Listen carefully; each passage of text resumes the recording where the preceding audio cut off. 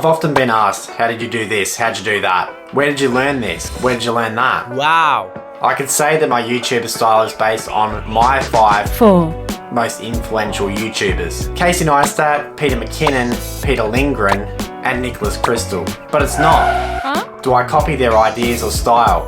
No. Do they inspire me? Duh. Yes, of course. But I want to use my skills and my creativity to create my own style, my own brand, my signature, my stamp on the YouTube community. Casey Neistat was the pioneer of vlogging. If I could take anything I've learned from him, it would be his vlog structure. Sure, maybe his time lapses for B-roll. However, what's his specialty? What is the bit that defines him? And that's his storytelling. Cool story, bro. His downside? If you go back to his daily vlogs right at the beginning, his editing, whilst good, he made a lot of mistakes, even just simple mistakes like the vlog number, etc. So what though, it's Casey Neistat. Yeah. Peter McKinnon, he is the master of B-roll and cinematics. What have I learned from him? Maybe his flamboyancy.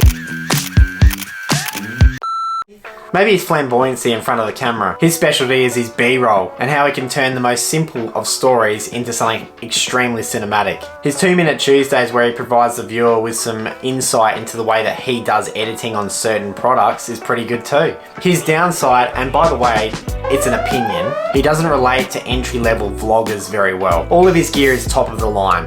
I watched this video recently about a lighting and YouTuber setup, and the products he was showing were well out of the range of what most people who are just getting into YouTube would be able to afford. Because, duh. Peter Lindgren. He tells a good story and he's fantastic with B-roll. He's also incredibly likable. That would be his specialties. What have I learned from him? I learned a lot about speed ramping and a couple of tools that I use with Final Cut Pro. His downside, if I was to choose anything, would be that he has 2 channels. He has a vlogging channel, then he has his main channel. I would personally concentrate on just the one channel. It's hard enough. Yeah. His brand, his choice? Nicholas Crystal. Crystal? No! He is the definition of growing from something small and unknown into an absolute YouTube juggernaut in no time at all. What have I learned from him?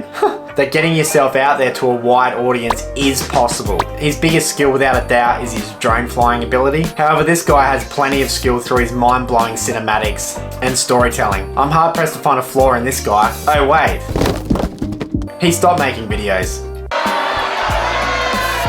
So they are 5 absolute stars. 4. That have somewhat influenced me. However, do I aspire to be them? No. Just that is just that. It's just that. Wow. Nice. So what is my specialty? Drone flying? Nah, I'm still learning the craft. Storytelling? Maybe sometimes. Sometimes not. Cinematics? I'm getting there. Editing? Yes. I pride myself on my editing ability, and I'm pushing myself with every single video that I release. Putting my little signatures on them, whether that be different transitions, chucking some cinematic letterboxing, using different sound effects, on-screen graphics, or on-screen effects, even color grading. I try to be unique and individual on this. I've spent hours and hours designing and developing from scratch my on-screen graphics, my titles, my logos, and style. That's the most exciting thing about YouTube. It's your chance to showcase your skill set, to be original, to be yourself and not someone else. Watch them, enjoy them, but be original.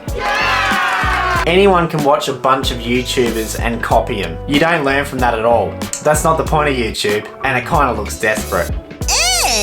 Find your niche, your wheelhouse, your skill set, your specialty, and work on that. You might be one hell of a storyteller and just be an average editor. So what? Use your ability to storytell then. You might fly a drone like an absolute pro, but not know how to edit or use on-screen graphics that well. So what? People are going to watch it for your flying skill. You might be an average storyteller and can't fly a drone or even own one, but you live near an interesting or are nearby an amazing location or surrounded by interesting people.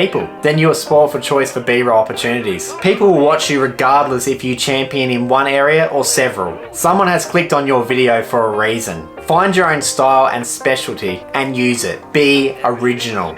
because that is what YouTube is about. The YouTube community will appreciate it. They are a pretty smart bunch. Wow. Let me know in the comments about what your specialty is, if you know what it is, of course. I'm curious to see how many of you actually know what your specialty is. Give this video a like, and I hope it helps you in some way. I'm by no means an expert, but I do pride myself on having my own style. These types of videos I'm going to slot in every now and then now on this channel.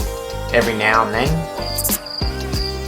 Also, let me know in the comments if there's any sort of topics you'd like me to talk about with these videos. I'll see you next time on Just That. Take care. Bye bye.